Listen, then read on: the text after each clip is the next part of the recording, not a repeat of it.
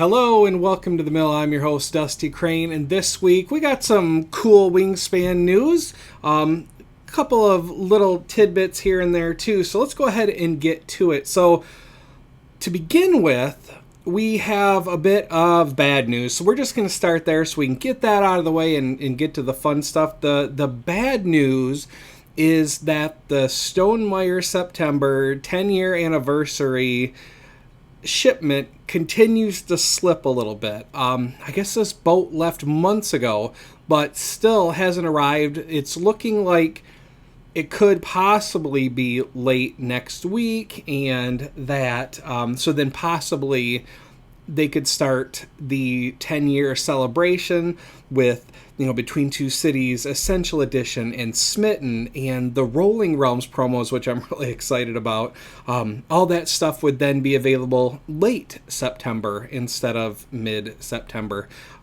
But, thanks to freight shipping being what it is, we'll have to see. This, who knows, worst case scenario, maybe this ends up an October celebration. But fingers crossed, we hear something here very soon. Now, let's get to the good news because the bad news is a drag, right? So the first thing that came out, I guess Jamey wanted to announce this in early September too, but it wasn't ready yet. There's a new Stonemaier Scores app in the iOS App Store, and it is coming to the Android App Store, and it may actually be there now. It was just waiting for approval from Google. So what this app does is, for right now, it's simply a scoring app to help you keep your scores for Stonemaier games, and there are a few games that are pre-populated in the app itself. However, right now the app is only Wingspan, and you can record your scores, and it'll keep a scoreboard for you so that you can remember what your high scores were. And eventually, if enough people are interested in this app, which, by the way, I should have wrote down who it was. I want to say it's Jeff Hurd. I could be totally wrong there. I'll, correct myself in post, but it's the same one that made the app for Garfield games. So got some experience there publishing for both app stores. In any case, eventually, if enough people are using it, they'll onboard more games and also have the ability to opt into having your scores automatically post for the sake of Stonemaier's monthly high score. If you, we've mentioned it before, but there's a form you can go onto Stonemaier's website and report your scores of your games and compete monthly. It's for bragging rights. There's not a prize involved or anything like that, but your name or however you want to be identified there, you can show up on the scoreboard. This would just make it a little bit easier to get that information out there. Very nice looking app here. I'll toss a screenshot or something up over one of my shoulders.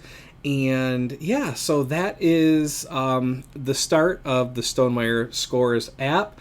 One little tidbit that came out of the Wednesday Facebook live stream, I guess this probably would have possibly slipped into bad news too, depending on how you feel about it. But it's also one of those things where it's like Jamey mentions that games finishing, is being respectful to the people who buy the games, and it is. So without burying that too much more, he mentioned in passing, it was kind of a toss-away comment, but he said Tapestry's next expansion is very likely the final expansion. Now, he didn't say it for certain, but if you love Tapestry like myself and my son do, that's a bit of a drag. But if I learned to live with the passing of Scythe, I say passing like it's not still in the box right behind me here,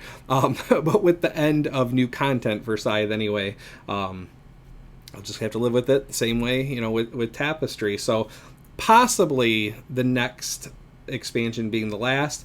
Now we can concentrate entirely on the good stuff, and the first bit of good Wingspan related news is I mentioned a little while back that Board Game Arena was playtesting Wingspan it was in alpha, so you had to be a certain level in Board Game Arena to even have access to it. I am certainly not playing enough on Board Game Arena to earn my way into Alpha, but I do have some friends that are, and they were kind enough to invite me to a game.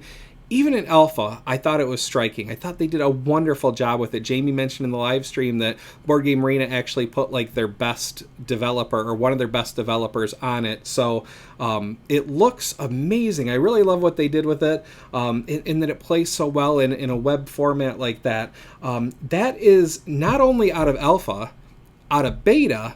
It's available. It's a premium title. So what that means is for you to start a game, you do, if I understand this correctly, you do need to have a paid Board Game Arena subscription, but it's really cheap. I mean, it's like singles dollars a month, or you can buy a yearly subscription, which is what I do. But if you have someone else, a friend that has that paid subscription, you can play without needing a subscription yourself. So Wingspan is available on Board Game Arena, which is awesome and plays really well. And now probably the reason that you guys are here, Jamey has authorized me to spoil a Wingspan Asia bird card. And so I'm going to do it. Let's go ahead and jump right into it. I'm going to go ahead and I'll just put it up full screen so we can talk through what this bird card looks like. So without further ado, Wingspan Asia's next bird card tease is the Desert Finch.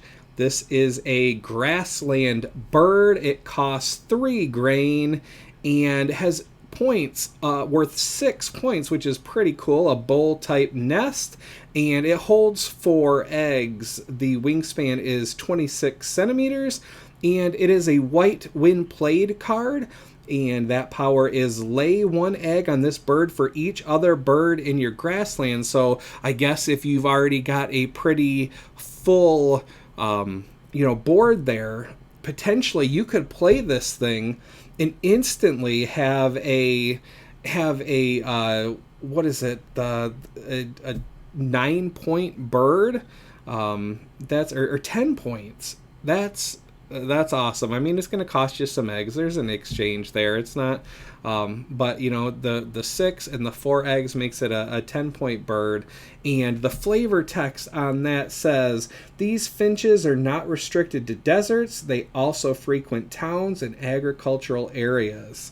So the desert finch, going to be one of the birds in Wingspan Asia.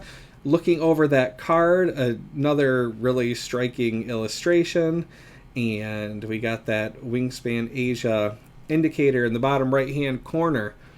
So that was our news for this week. Let me know what you think of the Desert Finch in the comments. It's a high cost bird, but it's worth a heck of a lot of points.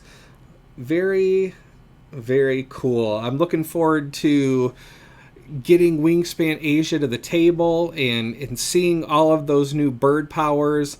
And when I say all of those new bird powers, I mean, the new wind plaids, the new wind activateds, that type of stuff. I'm not spoiling or confirming or even denying that there's something else going on there. All I'm saying is that the win played, the win activated, the between turns, like that kind of stuff, is going to be, some of it's going to be familiar, some of it's going to be a little bit new, which I think is to be expected from an expansion. So I am looking forward to, talking about that stuff with you. But until that time, thank you so much for hanging out with me, for spending this little bit of time with me in your very valuable time at that. Thank you so much. Until next time, take care of yourselves and each other. Thanks for watching. Bye.